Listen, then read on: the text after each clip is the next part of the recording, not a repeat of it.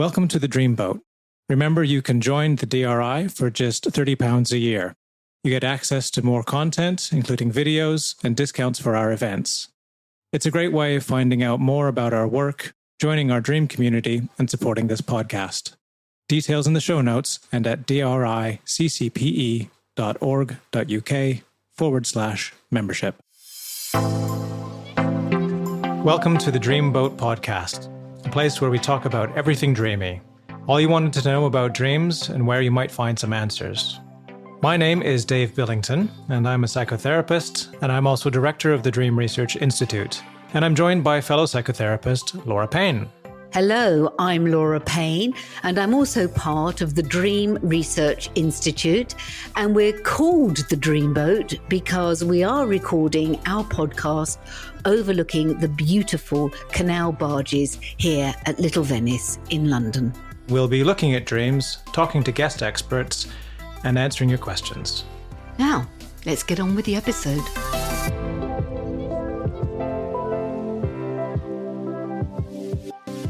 If you're a regular listener, then you'll know that we like to discuss the nature and purpose of dreams. We've approached this from many angles: psychological, premonitions, about healing dreams. But as our guest this week asks, what if dreaming is about spiritual insight, not just for ourselves, but for our communities and the world at large? Yes, this is such an exciting topic. As our very special guest questions, what if we are all dreaming visionaries, like Joseph in the Bible or shamans from indigenous communities? What wisdom is hidden in our dream life, and how do we unlock our sacred potential? We're very pleased to welcome global dream expert, Dr. Kelly Bulkeley, on board the Dreamboat. Kelly Bulkeley, PhD, is a psychologist of religion focusing on dream research. He's director of the Sleep and Dream Database, senior editor of the journal Dreaming, a former president of the International Association for the Study of Dreams, and a highly prolific author, including of The Spirituality of Dreaming. So welcome, Kelly. Thanks for having me. I'm glad to be here. And Kelly, I understand that you are director of the Sleep and Dream Database, which you set up, I think, in 2009, which now contains an incredible 40,000 dreams. I couldn't believe it when I read that. That is something else. How did that come about, out of interest? Well, it's been a long project and still ongoing. And in fact, what you're able to see right now is about to change dramatically. I've got a group of technology helpers who are getting ready to bring the database to its next level. So it's been a long time gathering of dream reports from surveys, from individual dream journals, from historical sources, colleagues who have shared data with me. Yeah, so it's a big dreamer's playground is the basic idea. Yeah. Yeah, I feel a bit like a kid in a play shop thinking, oh, wow, that would be really interesting to read. And do you categorize them at all? Have you got them into sections of different types? Is that how the spirituality bit came about? There's countless ways that you can explore the dreams, and they're organized. And again, like a big upgrade is just in the works. The ability to explore, dreams that have spiritual qualities, or you want to look at flying dreams or falling dreams. You want to look at the dreams of men between the ages of 45 and 55 from the American Northeast. There's all sorts of ways to parse the data, and the hope is that by taking advantage of these new technologies, empowering dreamers and dream researchers and giving them the tools and the resources to explore things on their own. I have lots of ideas. Trust me, I've got all sorts of things I'm exploring for myself, but the bigger goal is to provide the resources for the whole field, which is how we're all going to grow. And it is an amazing resource. And I think I'm more familiar with your work from the perspective of dream research.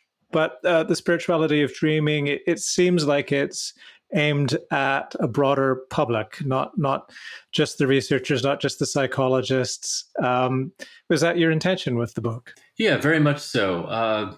And yeah, my background is in sort of a humanistic approach to religious studies, psychological approach to religion. So the technology interests are kind of a later development. Just wanting to make sure that I stay up to date with things as they're happening. But yes, the spirituality of dreaming book was encouraged. Someone came to me and said, "Hey, would you write a general audience book?" And I said, "Sure, why not?" I usually I'm so kind of focused on the dozens of research pots are boiling over on my kitchen stove here, but it was a good opportunity to pause and think of what are the most interesting findings at the moment, what are the big open questions, and then really getting going on the idea like, wow, we dreamers, big dreamers in particular, really need to step forward today. It's more important than ever, I think, to bring dreaming into the world. So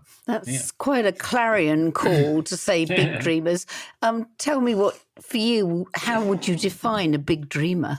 Yeah, well, at a fundamental level, we are all dreamers. So I use that term in the sense that we're all potentially, latently big dreamers. Some people, their dreaming powers manifest early and vividly, and those are probably the core readers that I'm hoping to address with this book. People who maybe have felt weird about that, or different because they have vivid, intense dreams and always have, and they realize that other people have dreams, but not everybody.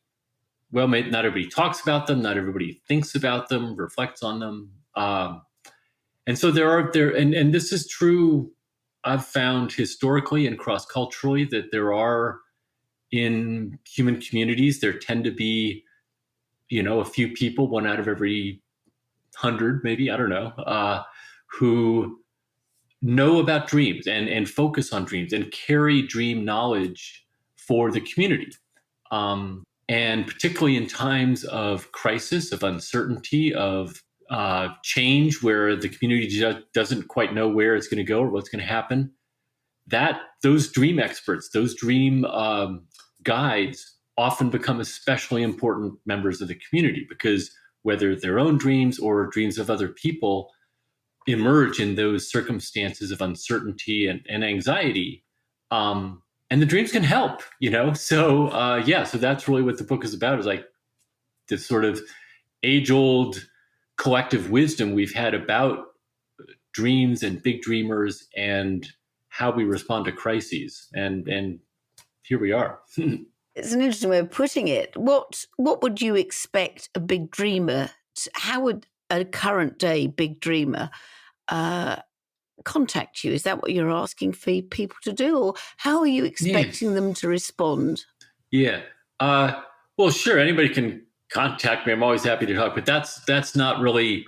No, what I'm suggesting is that each of us. I mean, everyone who is a dreamer, we're all dreamers. So at some level, this is addressed to the widest possible audience. But in particular, the Josephs among us, those who really are called from a very early age sometimes, or in adolescence perhaps, by their dreams, to bring those into the world, however it makes most sense to you. And that's really what the book is about, the many different ways that you can bring your dreams into the world.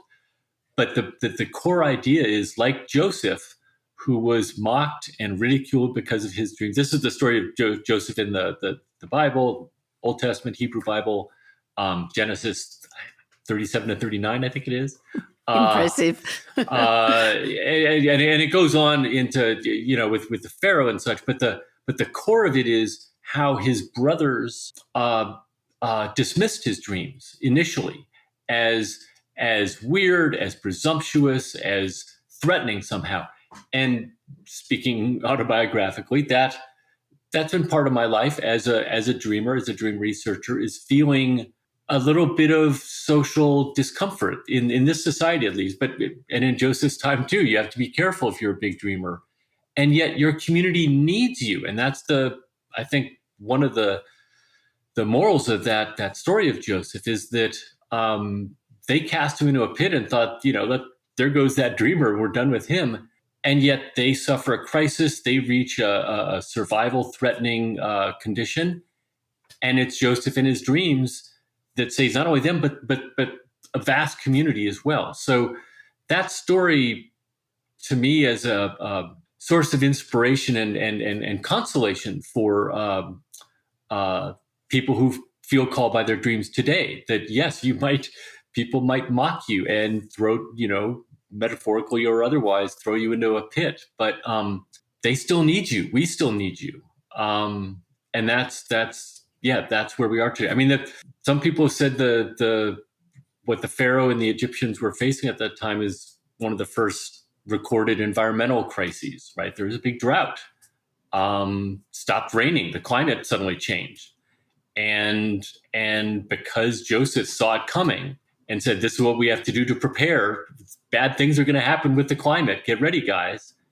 They were able to make it through. So I draw a lot of hope from that story and inspiration. There's something very familiar about that experience, which I think you talk about it in the book as well, of if you talk about being interested in dreams or working in dream research, you kind of get that initial response of, oh, isn't that all just sort of, brain chatter? That's just nothing, isn't it? Isn't it nonsense? And you have to kind of get through that part of the conversation in order to talk seriously about what dreams are really about. Yeah. The challenge with writing this book was kind of taking it another level of skepticism, which is that not only are dreams meaningful, not brain chatter, not random neural nonsense, they're meaningful, but they're meaningful for more than just the individual, more than just your individual psychological, internal concerns, which dreams have all sorts of things to say, but there's more. And this is where Western individualism gets uncomfortable talking about anything outside the confines of our ears, and so in many cultures around the world and through history, and this is a big theme in the book, this is a natural role that dreams play, is providing insights for the broader community, not just the individual. So again, I'm not trying to reinvent the wheel. I'm just trying to remind us that there are wheels and we could use those wheels, right now. Yeah, I'm left thinking, hearing both of you talk about this, about pandemic dreams, because I know that you, Kelly, obviously received a lot, was sent into you, and here at the DRI as well, we received a lot of dreams around the pandemic. And I think obviously a lot of research still to be done in the content of those dreams. But were there any... had you noticed anything on the database of people saying, we think this is coming, out of interest? Yeah, well, so a parallel project, for complicated reasons, I had a lot going on, all kind of at the same time. So last year I also published with some collaborators, co-authors, a digital work of scholarship called 2020 Dreams through Stanford University Press. It's a free online project. It's 2020dreams.org, I think, gets you there. And that's a big study of dreams during the year 2020, sort of the peak of the pandemic. And the one thing I'd say, I mean, there are many interesting facets of this, and it was a collective global disaster, and so with that kind of impact, the study that we did was with a small part of it was with a small group of people who had intense spiritual practices, meditation, yoga, astrology, different kinds of nature practices, and small group that we were studying. So I can't draw too big a generalization, but my strong impression was that this group of dreamers, their dreams were less nightmarish and less emotionally overwhelming than dreams I was hearing from other sources.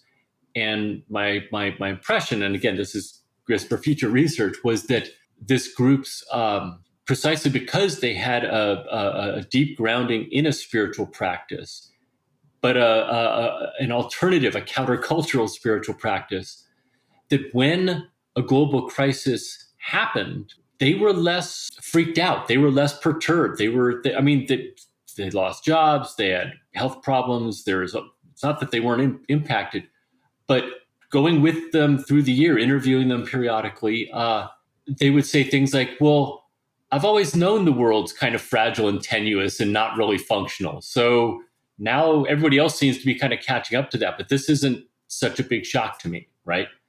And that on the one hand, and then on the other, the deep grounding in some kind of spiritual practice and community gave them and familiarity with dreams. They all said working with their dreams during that year really helped them. So upshot of that is I come away from that with the thought that some degree of attention to dreaming and to the spiritual dimensions of dreaming can be a kind of public health resource and a way, when disasters strike, these are the things that happen. People feel their reality is shaken, they're scared, they're uncertain. Exactly the times that we know that dreaming comes to the fore. And based on the results of this small but still pretty systematic study, it can help. It can tangibly help. So yeah, I think that pandemic was horrible, and still ongoing. My father-in-law got his third bout of COVID last week. So we're not out of it. I'm just going to quote you to yourself from the book. You say, not only are we all natural dreamers, we are all natural dream interpreters. So I was wondering if you could say a little bit more about that. Yeah, there's a quality to dreaming that, in my view, doesn't end with waking. That a dream that is remembered is a dream that's waiting to be shared and reflected on. And again, in historical and cross-cultural context, dream sharing is a normal and natural part of life for many, many communities. It's a little more structured and boundaried and limited in Western society, but it's still there are places where people feel comfortable sharing their dreams. And when I do introductory classes or workshops, it's part of the fun of it is it's almost like, here, fish, here's some water. Here, have you ever been in water before? Here you go. Because you sort of get into it and you realize like, oh, I see how this works. I see how metaphors and connections and analogies and symbols and themes. And if you know a little about the dreamer's life, and there's a pleasure that comes with it. And I trust that pleasure, and I trust that deep sort of human capacity for sharing dreams in a kind of a natural daily community context. And so this is where I have some critical concerns about Western psychological frameworks that create a sense that if you're sharing dreams and you're not a professional or you're not trained or you're not an expert, you can get in trouble. You can, bad things can happen. You freak out, or you something, you stumble on a trauma, or you stumble on this or that. And of course, that's possible. It's pretty rare, and especially if the sharing is with a friend or a family member or someone you trust. I think the benefits just far outweigh the potential dangers. And I really think the dangers can be foreseen and protected against without too much trouble. So, yeah, we've been really inspired in our encouraging of dream sharing, which is part of the whole ethos of our podcast and the DRI in general, to let people know that you don't necessarily know what you're sharing, but you're sharing something deeply personal. So it almost doesn't matter if you know exactly how deep it goes, but you are connecting yourself to other people when you share dreams. Would you agree with that? Yeah.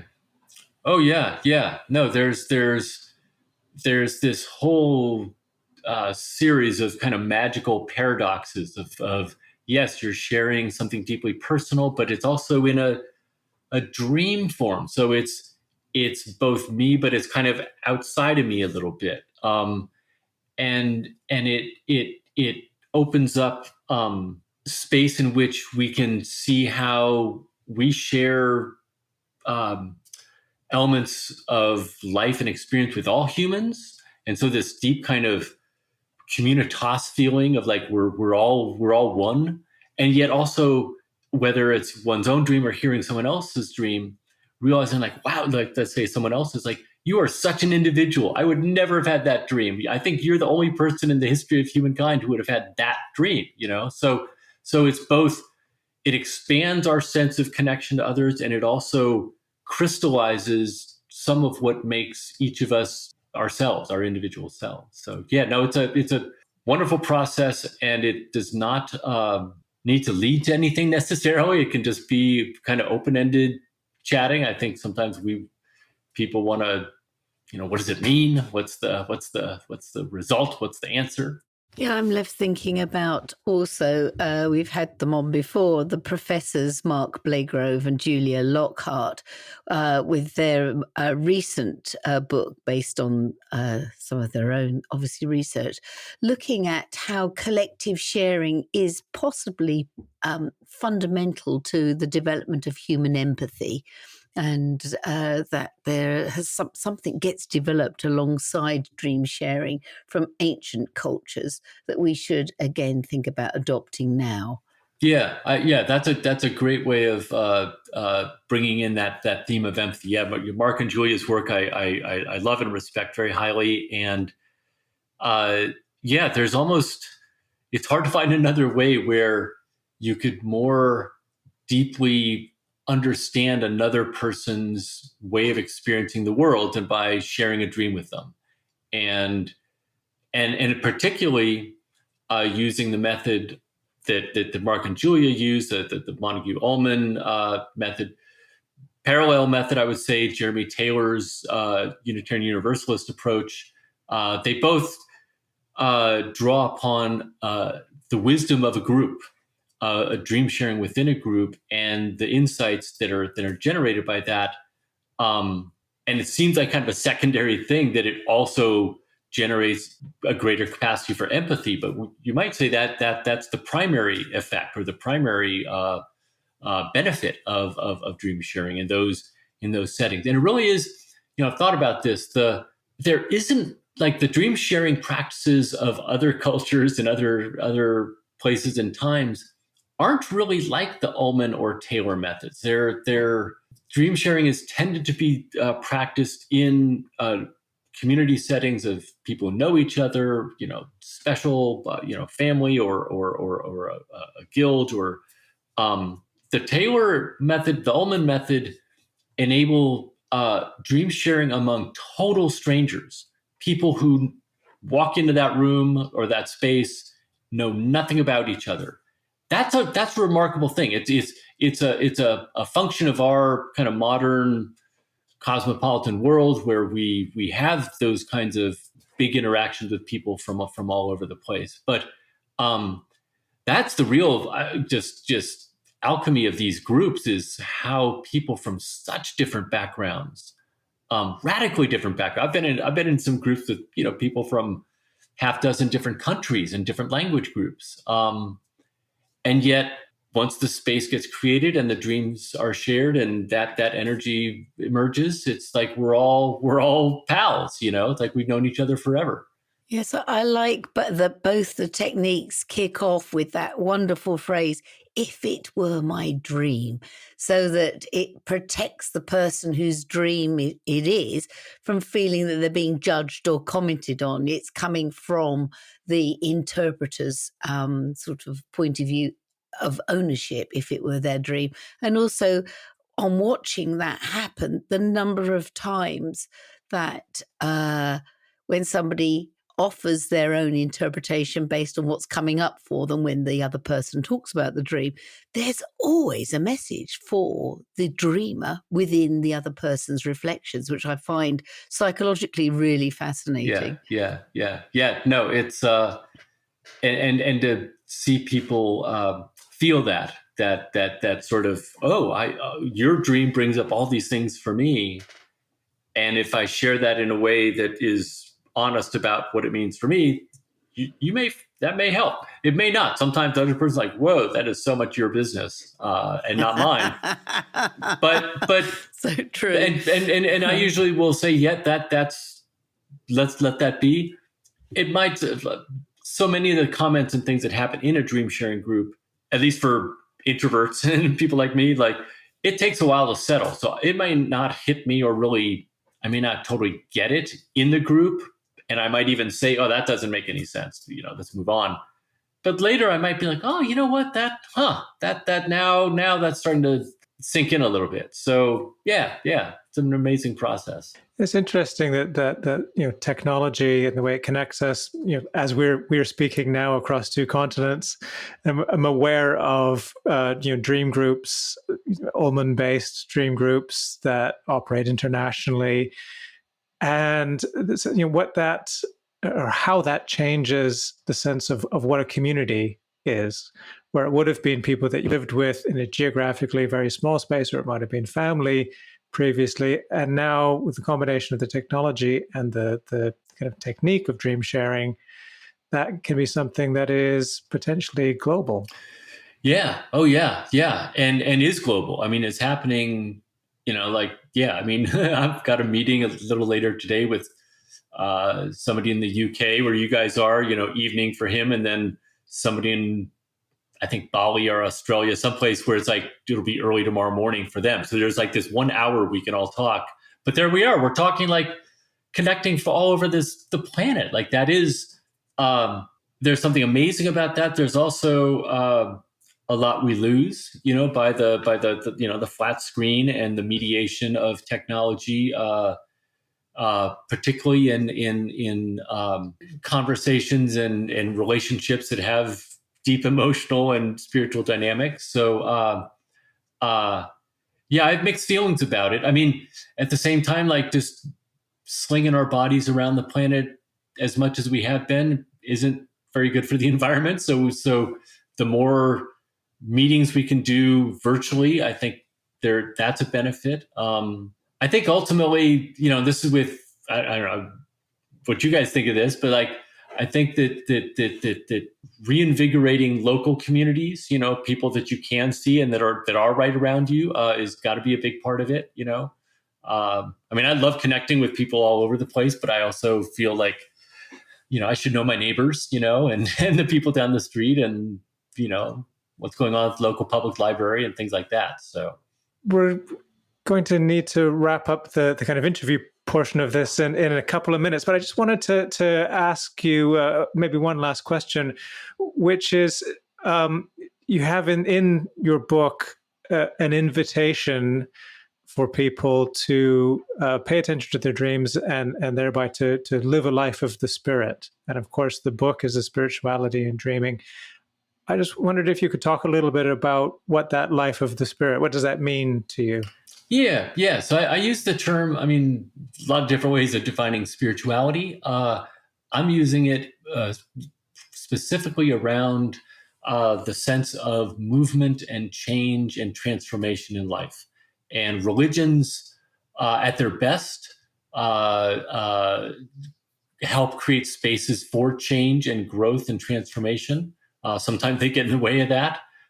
Dreaming, in my view, is entirely about the movement of our lives and the dynamism of our emotions, of our physical being, of our intellectual powers, our social interactions and relations.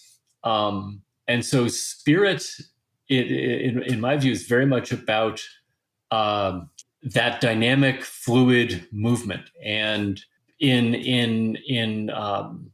PTSD nightmares, traumatic dreams, that movement ends or is stuck. The fixed, repetitive, unchanging nature of PTSD nightmares, to me, is the antithesis. It's when the dreaming function is kind of stuck or broken. And that, just as that example, PTSD treatment, if it goes well, excuse me, if with time and such, the dreams will change. They'll suddenly, some energy, some difference, some movement, some fluidity will re-enter the dreaming space. So, and ultimately, I feel dreaming is a kind of play, the play of the imagination and sleep. And play is all about trying this, trying that. This turns into that. Let's explore and experiment and see what happens. And that spirit is really what I feel is core to dreaming. And it's, well, we're living in a time humans find themselves in periodically where the future seems bleak, where the horizons seem very dark, and individual action and agency and ability to do things seems very limited. That's exactly the time when that we need that spirit. We need that capacity to think of transformation, to think of the world being capable of changing, ourselves as being capable of changing. Yeah, and I think you capture that really beautifully in the book, which for the audience is the spirituality of dreaming. And I really think your call to arms, for one of better description, is powerful. And so. Thank you very much. As you know, we have our Dream of the Week slot. And so over to you, Kelly, for your Dream of the Week. Let's see what we can make of it for you. Okay, so this the only preface is that it features a character from a television show. A TV show is called Community. It's a comedy, an American TV comedy. And the lead character is a guy named Jeff Winger. He's in my dream. So we are, let's see, I am in a flying device, like a 2-seat Ferris wheel, but able to fly on its own. So it's like a bench and a little bar in front of us. And Jeff Winger from Community is sitting to my right. And we fly around through a big shopping mall. I guide us through some very fast maneuvers. It's like I'm driving, although there's not really a steering wheel, but I'm maneuvering us above the heads of a couple of guys who I think run a hotel in the mall. And they seem to recognize us as we fly around. And I'm not sure if they're amazed or annoyed by us. It's kind of unclear. And at one point, I started flying us straight up. And I realized I don't have my seatbelt on. I should probably do that. So I quick put on a seatbelt. And then we're down lower to the ground and flying through a bunch of wires. And it gets kind of thick like power lines. And I have to be careful. And I figure if we can get through them, we'll be out in open sky again. And that's where it ends. Wow. Like that a lot. Ooh, lots Flying of movement as well in this. Yeah. Yeah, up and down. And yeah. So I think I'm going to be very Freudian to begin with my interpretation. What do you associate with Jeff Winger? It's an obvious one. Sorry, Kelly. Yeah, no. You would. Yeah, this is key to the dream. Why? I could. Any number of people could have been sitting there. There was Jeff Winger. Well, I had just been rewatching the show, so it's a little bit on my mind, and it's one of my favorites. And I wanted some laughter, and to me, it's a very funny show. And he is a lawyer, a former lawyer.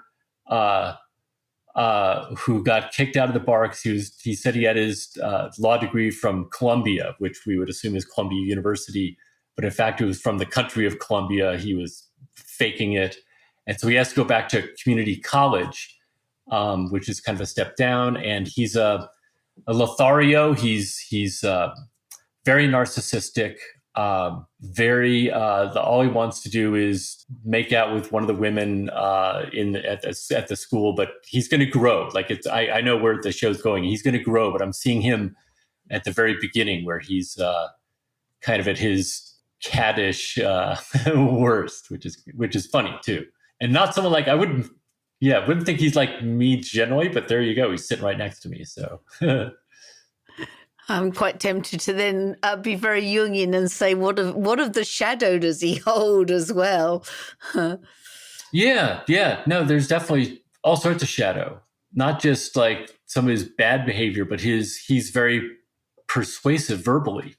He's very outgoing, which I mean, I'm chatting with you guys, but there are situations where I see in the show he's very fluid, movement is easy, and for me, I feel stuck and awkward. So yeah. That's interesting then, with the apparent movement then in the dream, that it's almost his presence enables you to have this amazing sort of free-flowing ride Yeah. in this vehicle, which is interesting.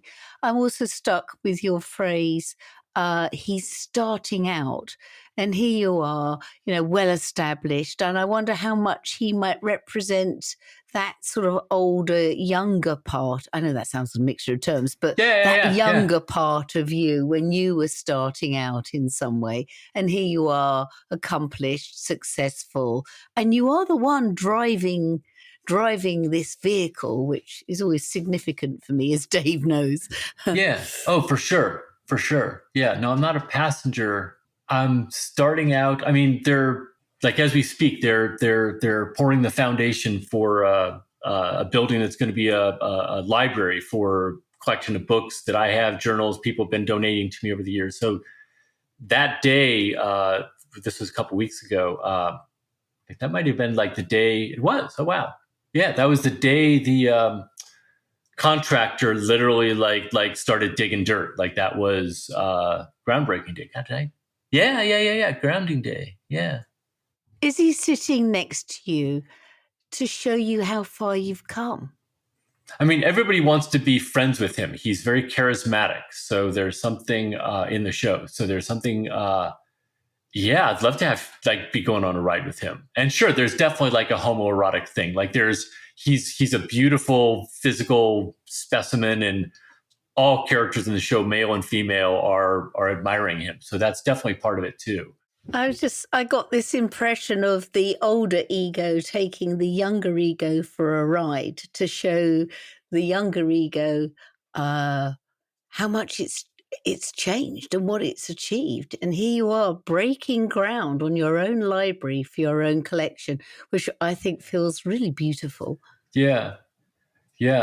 Well, and they half of the show is set in the library, in the school library, which is kind of interesting. Yeah. Exactly. Although he's like the true, like, I don't know, shadow or antithesis. He's so anti-intellectual. He's all Jungian terms. He's all sensation. He's all feeling. There's no intellect. Like at one point, someone they find a cheat sheet, like someone had written down the answers to a test, and they say, "Did you do this?" And he's like, "I wouldn't spend time writing down the answer. That'd be like learning." Right? So the antithesis of the professor and lifelong academic. So no, it really is. So it is. It's an odd character in that sense to have as my companion. Yeah.